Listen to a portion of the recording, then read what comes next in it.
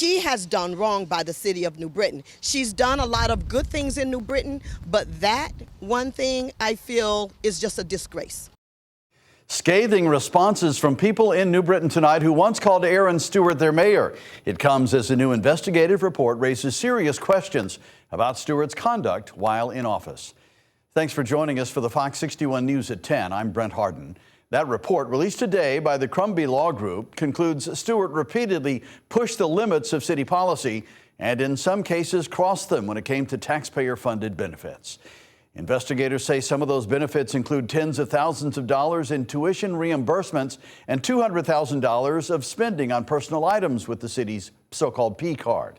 The investigation also found Stewart and her revenue collector received pensions, even though neither met the threshold of serving the city for at least 20 years. The report calls the actions a, quote, profound breach of public trust and suggests the conduct could warrant review for possible fraud, theft, embezzlement, false statements, and official misconduct. Crombie Law Group is now recommending the findings be reviewed by state and federal law enforcement. Now, the latest developments in the investigation came as a shock to many in New Britain. Fox 61's Kay Pattyfoot talked to people who say they are outraged by what they learned today. Calls for accountability are intensifying in New Britain. A new report accuses former Mayor Erin Stewart of repeatedly violating city policy and misusing taxpayer funds. Now, some are saying she should face jail time. There's no excuse for it, and nobody is above the law. Angela has lived in New Britain for 32 years. She says she has seen and experienced the cost of living go up like most people. Some of the allegations against former Mayor Erin Stewart include seeking reimbursement for every vacation, personal and sick day she could have taken over her 12-year tenure and was given more than $150,000. She received more than $31,000 in city reimbursements for tuition at the University of New Haven.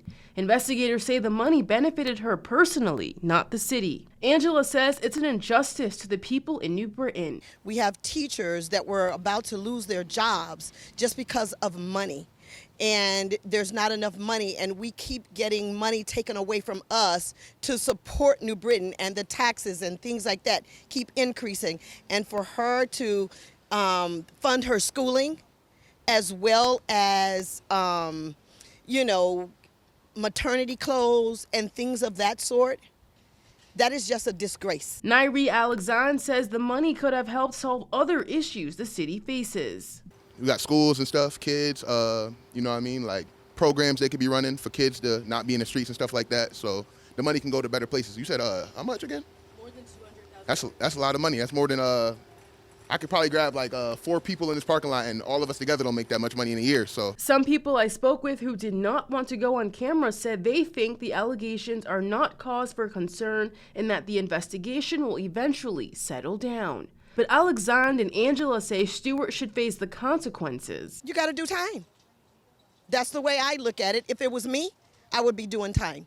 So nobody is above the law. they should press charges or whatever. The city should press charges. You know what I mean?